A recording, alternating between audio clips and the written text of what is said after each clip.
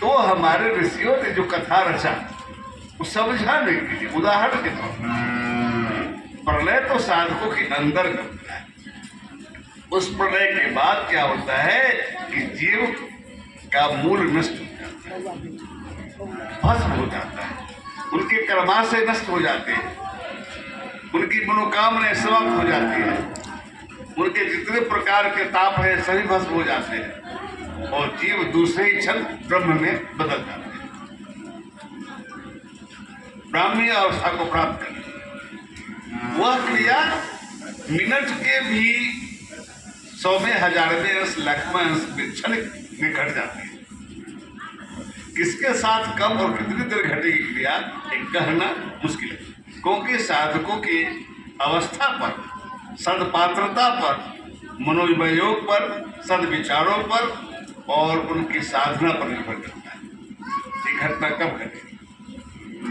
जब घट ही जाती है उसी समय में वह अंतरतम से बाहर भीतर एकाकार हो जाते हैं।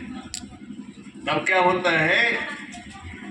सिया राम में सब जग जानी, करहु प्रणाम जोड़। सभी जगह ईश्वरीय भाव दिखाई देते हैं। भगवान राम को देखा, चारों तरफ भगवान को प्रणाम कर रहे थे। सीता हरण के समय में हे खग हे मृग हे कुकबैनी, क्या देखी तू सीते मृग नैनी, पेड़ पौधे से पूछ रहे थे और पेड़ पौधे जीव जंतु सबको प्रणाम कर रहे थे। क्या राम पागल हो गए थे? नहीं, सभी जीवों में ईश्वर देख रहे थे, परमात्मा को देख रहे थे, असवों से पूछ रहे थे कि हमारी सीता कहाँ है, अर्थात प्रकृति का लय हो चुका है। सीता माने मूल प्रकृति, राम माने मूल ब्रह्म। लेकिन हम व्यक्ति सीता और राम को मान लिया है, उनको भगवान मान लिया है और सीताराम का संकीर्तन करना शुरू कर दिया है। सीता माने मूल प्रकृति और राम माने मूल ब्रह्म। जो इस मूल प्रकृति और मूल ब्रह्म को जान जाता है वह संसार सागर से तर जाता है, वह उसका उद्धार हो जाता है। जीते जी वह अपने को उद्धार कर दिया। फिर क्या होता है? आपने सुना होगा कि सूर्य वंश में एक प्रतापी राजा हुए थे भागीरथ। उन्होंने अपने पूर्वजों का उद्धार किया। आपको भी मौका मिलेगा, आप भी अपने पूर्वजों का उद्धार कीजिए। भागीरथ कथा कब तक सुनोगे? मौका मिलेगा अपने पूर्वजों के उद्धार के लिए, कर ले अपने पूर्वजों का उद्धार जैसे भागीरथ ने किया। प्रश्न उठता है क्या कली काल में संभव है? सब संभव। कोई माने मतलब नहीं रखता है कली काल क्या है और सतयुग क्या है त्रेता। जहां पर जीवों का युगांतरण होते हैं, कल्पांत होते हैं, फिर क्या असंभव है? कुछ भी असंभव नहीं। आप जब बैक होंगे इस शरीर से, स्थूल शरीर से बैक होंगे तो सूक्ष्म शरीर में, कारण शरीर में, महाकाल शरीर में, ब्रह्म शरीर में और ब्रह्म शरीर में और कहाँ परमात्मा में जाकर सीधे मिलेंगे सृष्टि के आदि का। तब समझ में आएगा कि मैं कौन, कहाँ कहाँ मिले होगा। आए हाय, क्या संभव है? यही तो है, किसी गुरु ने इस कला को सिखाया नहीं। ये तो कला है, विज्ञान सीखना पड़ेगा। फिर अनंत जन्मों के कर्माशय लेकर जो आए हुए हैं बस वो धूप कर जाए, खत्म हो जाए। फिर कोई शत्रु नहीं दिखाई देगा, सभी मित्र ही दिखाई देगा, सभी परमात्मा ही दिखाई देंगे, सभी भगवान ही दिखाई देंगे। किससे दोस्ती और किससे बैरी का काम करोगे? कौन तुम्हारा शत्रु होगा, कौन मित्र होगा? सभी मित्र ही तो है। तो यह है परम भाव। उस भाव में जाने पर जीवों का उद्धार होता है, यह परम भाव है। इस भाव में जाकर राम का वह नाम जिस नाम के जाप से राम का भी उद्धार हुआ था। क्या राम भी राम का जाप किया था? हाँ। कोई व्यक्ति यदि आज अपने बेटा का नाम राम लिख दिया, बोल दिया, रख लिया, तो क्या वो त्रेता का नाम हो गया? नहीं। लेकिन यदि सदगुरु के पास गया, वह तत्व को सीख लिया अपने गुरु से, तो राम हो गए। वह त्रेता का वही नाम है, पहचानो। कमाल है। हाँ है। वो कौन?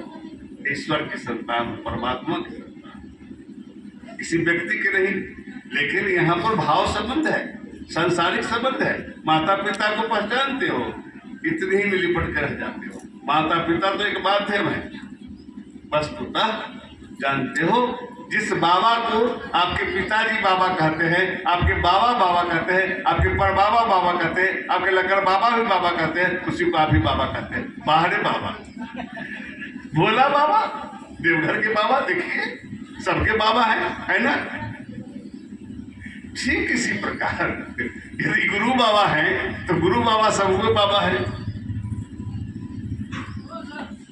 गुरुदेव हैं बाबा के रूप में तो सबों के बाबा है। बच्चा हो, बूढ़ा हो, जवान हो, अज्ञानी हो, ज्ञानी हो, या वो चराचर जगत का मनुष्य हो, पशु पक्षी जिसका हो, सबों का उद्धार करने के लिए आए हुए हैं। लेकिन जो उद्धार चाहेगा उसी का उद्धार हो पाता है। तो राम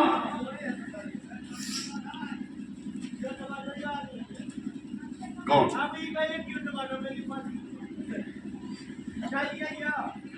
राम नाम है परमात्मा का।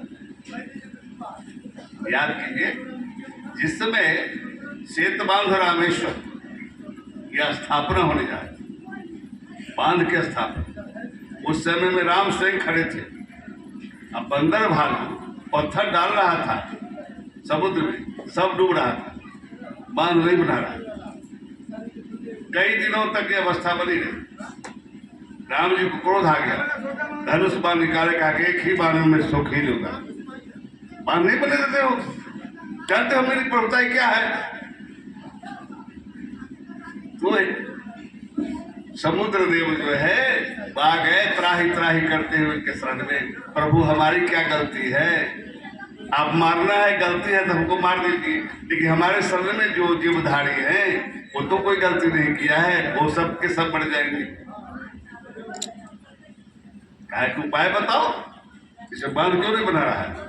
कहा कि आपके पास नल और नील नाम का जो सेना है उसके पास ताकत है, यदि राम लिख करके पत्थर को डाल देगा तो वह पत्थर नहीं।